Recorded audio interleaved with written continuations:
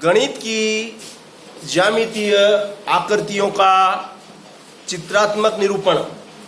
आज हम दिनांक 6 अगस्त 2022 को हमारा टॉपिक है गणित में ज्यामितीय आकृतियों का चित्रात्मक निरूपण। अब ये आज जो भी बच्चे बना के लाए हैं, गणित की ज्यामितीय आकृतियाँ बना के लाए हैं, उनका हम क्रमवार प्रदर्शन करेंगे। और सबसे पहले हमारे हाथ में जो ये बालिका है कि बालक है, नेहा भूरिया, कक्षा 9वीं। ये बालिका बना के लाई है ज्यामितीय आकृति। ये चतुर्भुज है, ये रेक्टेंगल है और ये ट्रायंगल है ना। त्रिभुज, आयत और चतुर्भुज, या हम ये कहें कि ये समचतुर्भुज भी कह सकते हैं हम इसको। ये समचतुर्भुज है, ये आयत है और ये त्रिभुज है। और किस प्रकार से देखो माचिस की तीलियों के द्वारा ये जो चित्र बनाए हैं, बहुत कलात्मक प्रदर्शन है। नेहा भूरिया, कक्षा 9वीं। इसके बाद में हमारे पास और भी चित्र हैं। आरती चौरसिया, कक्षा 9वीं।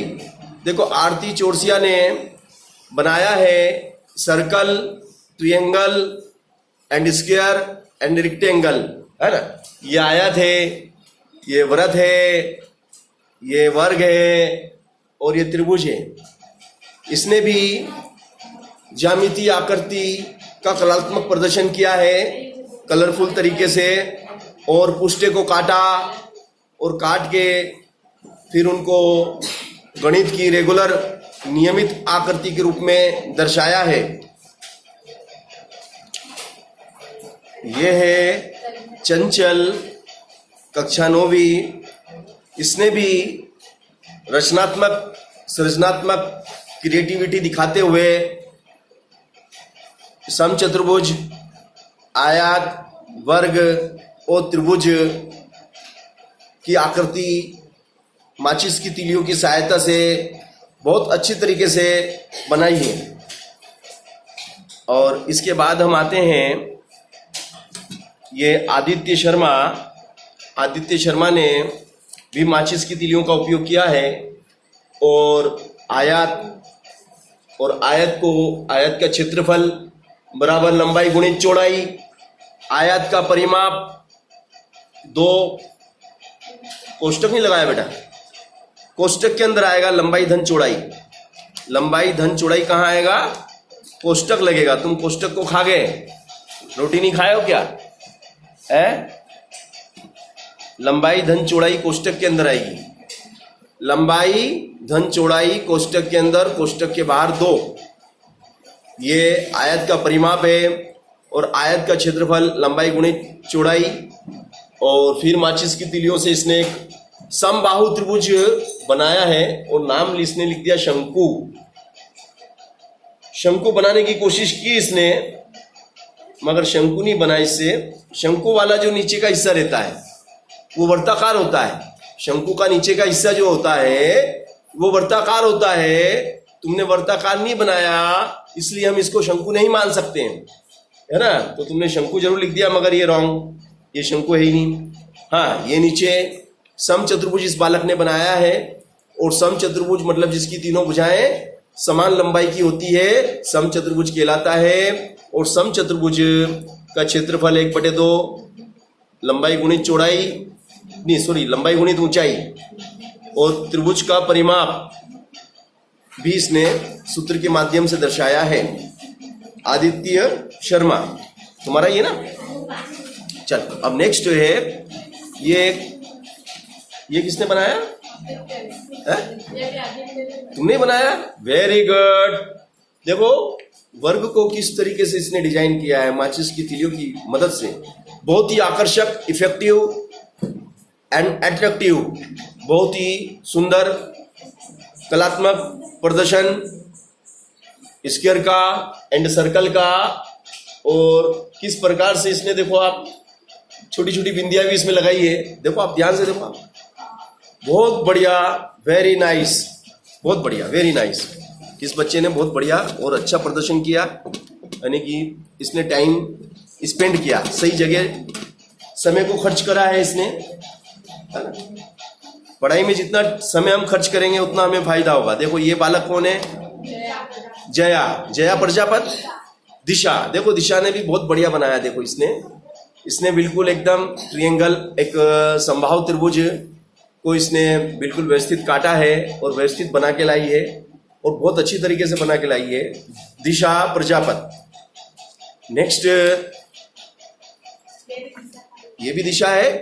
ये दिशा ने देखो रेक्टेंगल बनाया है, ये भी इसने बहुत बढ़िया उसने में रेक्टेंगल काट के लेके आई है कि सर ये रेक्टेंगल है और बिल्कुल टीएलएम में हम इस चीज को लेंगे। ये टीचिंग लर्निंग मटेरियल, सहायक शिक्षण सामग्री के रूप में बच्चों के द्वारा ये चीजें बनाई जा रही है।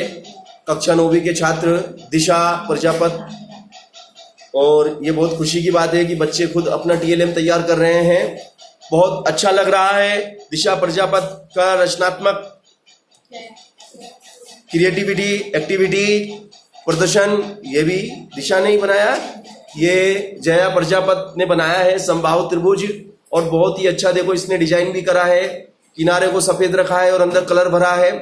बहुत बढ़िया TLM, very nice TLM. And ये भी इसी बालिका ने बनाया है, ये सर्कल इसने बनाया है और बिल्कुल बहुत बढ़िया देखो पुष्टों से काट के इसने बिल्कुल व्यवस्थित सर्कल बनाया है ना। बहुत अच्छा लगा। कक्षा 9वीं के छात्र, और देखो सभी बच्चों ने अच्छी एक्टिविटी दर्शाई है। और अंत में ये जो महिमा राणावत कक्षा 9वीं, देखो इस बच्ची ने बिल्कुल व्यवस्थित थर्मोकोल को काटा है और व्यवस्थित डिजाइन बनाई है। देखो इस बच्ची ने कितनी मतलब एक तरह से समय निकाला और समय निकाल के ये प्रदर्शन इसने किया है, बना के लाई है।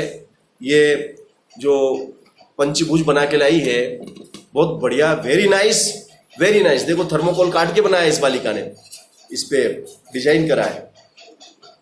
तो ऐसा मतलब हर एक बच्चा यूनिक है, हर एक बच्चा यूनिक है, हर बच्चे में प्रतिभा है और हर बच्चा डिफरेंट है।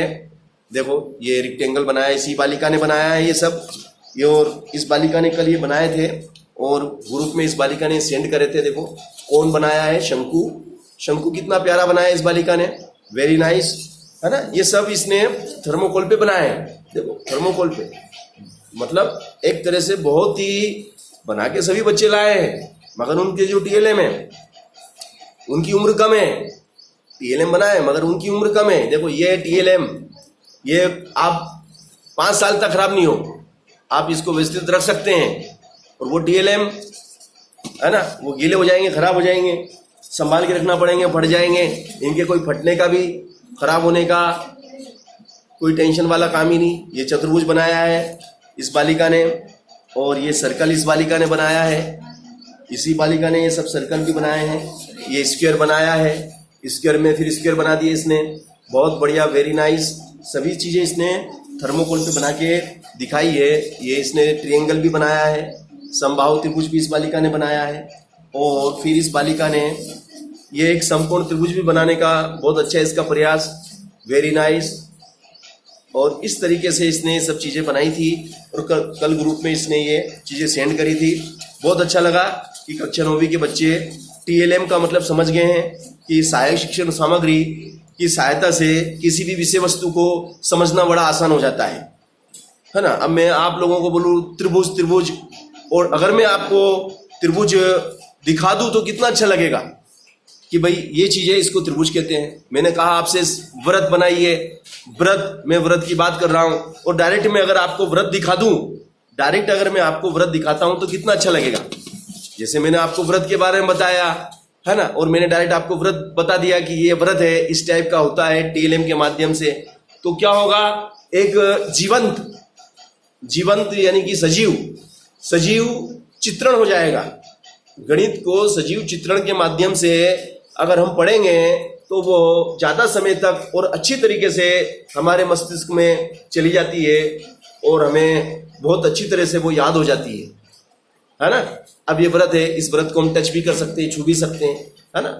और मैं अगर व्रत बोलता सिर्फ आपको कल्पना करने को बोल देता कि हमारी मम्मी की माथे की जो बिंदिया है वो वर्ताकार है, हमारे कंगन वर्ताकार हैं, है ना, तो एक कल्पना करना पड़ती फौरन आपको, है ना, मम्मी की बिंदिया की। और वो बिंदिया अगर मैं डायरेक्ट आपको दिखाता कि ये बिंदिया है और ये वर्ताकार है, तो जब चीजें फौरन आपके सामने प्रस्तुत की जाएंगी तो आपको बहुत अच्छी लगेगी और वो चीजें उस विषय वस्तु को समझने में, पढ़ने में आपको मतलब कोई दिक्कत नहीं आएगी। आपके कॉन्सेप्ट, आपके जो फंडामेंटल हैं, जो आपकी अवधारणा है उस विषय वस्तु के प्रति, वो पूरी तरह से क्या हो जाएगी, स्पष्ट हो जाएगी, है ना। तो इसलिए मेरा यही कहना है कि किसी भी चीज को हमें पढ़ना है तो पहले उसका हमें टीएलएम बनाना जरूरी है। और टीएलएम बनाकर हम जब उसका प्रदर्शन करेंगे, उसके बारे में बताएंगे, जैसे अब ये त्रिभुज है ना। अब ये त्रिभुज क्यों है, क्योंकि इसमें 3 भुजाएं हैं, 3 कोण हैं, 3 शीर्ष हैं, है ना, और ये एक बंद आकृति है। इसलिए इसको हम ऐसी आकृति, जितनी भी ऐसी आकृतियां प्रकृति में विद्यमान हैं, सभी त्रिभुज कहलाती हैं। समझ गए ना। तो इस प्रकार से हम डिफाइन कर सकते हैं। तो कक्षा 9वीं के छात्रों ने बहुत अच्छा टीएलएम बनाया, इसके लिए इन सभी बच्चों को हम धन्यवाद देते हैं। ठीक है। और कल जो बच्चे आज नहीं बना के लाए, कल बना के लेके आएंगे।